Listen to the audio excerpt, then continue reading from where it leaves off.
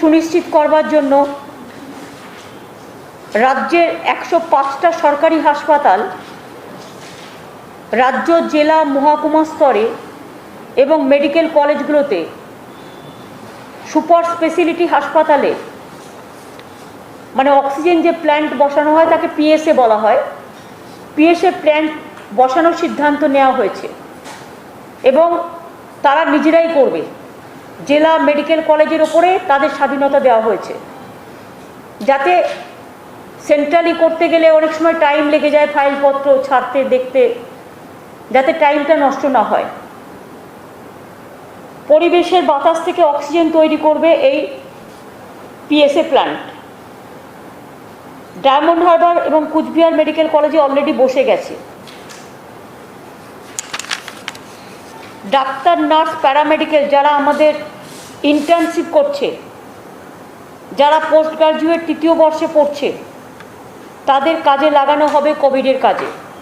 যেহেতু তাদের পরীক্ষা পোস্টপন্ড হয়ে গেছে, এই কাজের জন্য এরা কিছু বিশেষ সুবিধা পাবেন। এর ফলে আমরা 2000 ডাক্তার, 2000 নার্স বেশি পাব এবং এছাড়াও আমাদের যে 1,70,000 যে কোভিড আমাদের যে ডাক্তার আছেন, তাদের আমরা স্বাস্থ্য পরিবেশ কোয়াক ডাক্তার না বলে স্বাস্থ্য সুরক্ষা বন্ধু এইরকম একটা কিছু নাম দিয়ে আমরা তাদের কাজে লাগাবো। এটা ডিস্ট্রিক্টগুলো কাজে লাগাবে, স্টেট ওয়াইজও একটা হেলথ থেকে একটা ডাইরেকশন যাবে।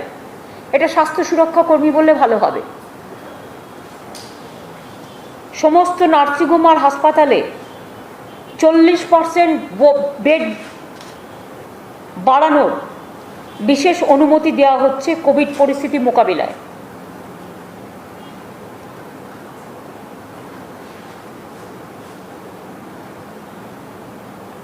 এতে প্রাইভেট হসপিটালগুলোতে ইমিডিয়েট 2000 বেড বাড়তে পারে, তার বেশি বাড়বে। আমাদের 30,000 বেড হয়ে যাবে, যেটা 20,000 ছিল। জুট ইন্ডাস্ট্রিতে 30% শ্রমিক একটা শিফটে কাজ করবে, কারণ জুট ইন্ডাস্ট্রিতে প্রচুর লোকেরা একসাথে মানে গাদাগাদিভাবে কাজ করে, তাতে তাদের শরীর খারাপ হওয়ার সম্ভাবনা থাকে। এবং এটা যেহেতু ইনফেক্টেড রোগ, একজনের হলে একেবারে 1000 জনকে একসাথে টাচ করছে, এটা ভীষণ ইনফেকশন হচ্ছে এবারে। সেই জন্য কোভিডে এগুলো কড়াকড়ি হিসেবে করতে হবে। এইসব সিদ্ধান্তগুলো আজকে নেওয়া হয়েছে। আর 2 হচ্ছে, যারা মারা গিয়েছেন পোস্টপল ভায়োলেন্স, তাদের গভর্নমেন্টের পক্ষ থেকে 2 লক্ষ টাকা করে আমরা হেল্প করছি, জাস্ট একটা রিলিফ দেওয়া হচ্ছে। এখানে কোনো ডিসক্রিমিনেশন নয়, সব ধর্ম, সব বর্ণ, সব সম্প্রদায়, সব রাজনৈতিক দল, যাদেরই কোনো কর্মী খুন হয়েছে তাদেরই।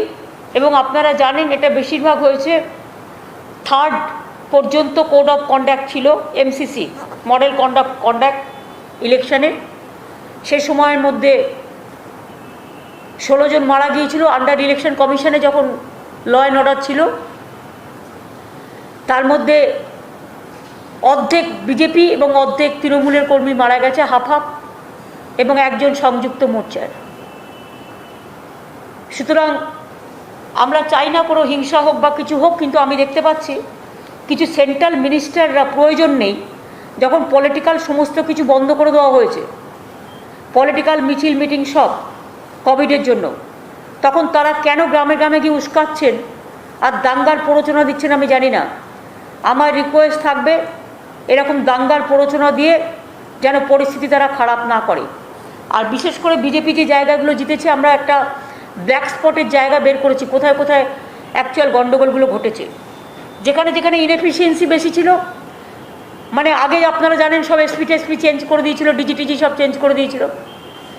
2 হচ্ছে ইলেকশনের পরে কিছু স্পোরাডিক ইনসিডেন্ট সবসময় হয়, সেটা যাতে না হয় তার জন্যই প্রথম দিনই আমি সিদ্ধান্ত নিয়েছিলাম এবং সবাইকে শান্তির বার্তা দিয়েছিলাম, সেলিব্রেশন বন্ধ করে দিয়েছিলাম, সব কিছু। আমি শুধু বলেছি রবীন্দ্র জয়ন্তীর দিন আমরা মামাটি মানুষকে ধন্যবাদ দেবো, ছোট্ট ছোট্ট প্রোগ্রাম করবো, তাতেও 50 জনের বেশি কোথাও থাকবে না, কালচারাল প্রোগ্রাম।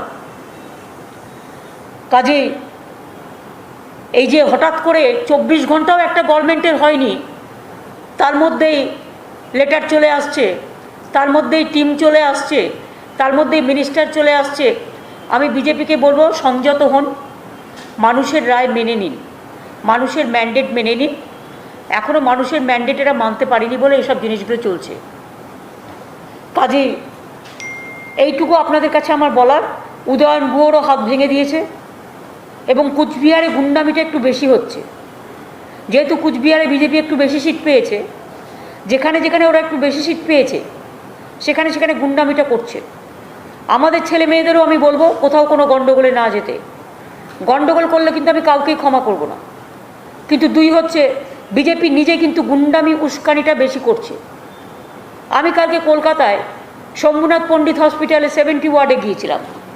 আমি ওখানকার কাউন্সিলর বাবাইকে বললাম, এই তোরা কোনো গণ্ডগোল করছিস না তো, শান্ত আছিস তো? বললো আমরা কোথায় করছি, তো বিজেপি করছে। আর বিজেপি নেতামন্ত্রীরা 6 মাস ধরে বাংলায় এসে বাংলা দখল করতে গিয়ে কোভিডে ধ্বংস করে দিয়েছে ভারতবর্ষটাকে। কই অক্সিজেন যখন লোকে পায় না টিম আসে না তো, স্যালাইন যখন লোকে পায় না টিম আসে না তো, ভ্যাকসিন নেই টিম আসে না তো, হাতরাসে ঘটনা ঘটলে টিম আসে না তো, দিল্লিতে দাঙ্গায় মরে গেলে টিম আসে না তো, উত্তরপ্রদেশে দাঙ্গায় মরে গেলে টিম আসে না তো, সাংবাদিকদের খুন করলে টিম আসে না তো। 24 ঘন্টা ওত নেওয়া হয়নি, তার মধ্যেই কাল সকাল 11টায় ওত আর সন্ধ্যে 7টায় করা চিঠি। এবং আজকে সকালে টিম এসছে, চাটা খাইয়েছে, চলে গেছেন তারা। Thank you so much. অতিথিরা আমাদের আসতে পারে, তবে এখন কোভিড চলছে। আমরা বাইরের যে কোনো কেউ আসলে, ইভেন মিনিস্টারদেরও বলছি, যে কোনো কেউ আসলে তাকে কিন্তু আরটিপিসিআর সার্টিফিকেট নিয়ে আসতে হবে, আর নাহলে আমরা আরটিপিসিআর করব। ল ক্যানট বি ডিসক্রিমিনেটেড। এটা আমার ক্ষেত্রেও যেটা প্রযোজ্য, সবার ক্ষেত্রে প্রযোজ্য। স্পেশালি এটা আউটসাইডারদের জন্য প্রযোজ্য, যারা বাংলার বাইরে থাকেন।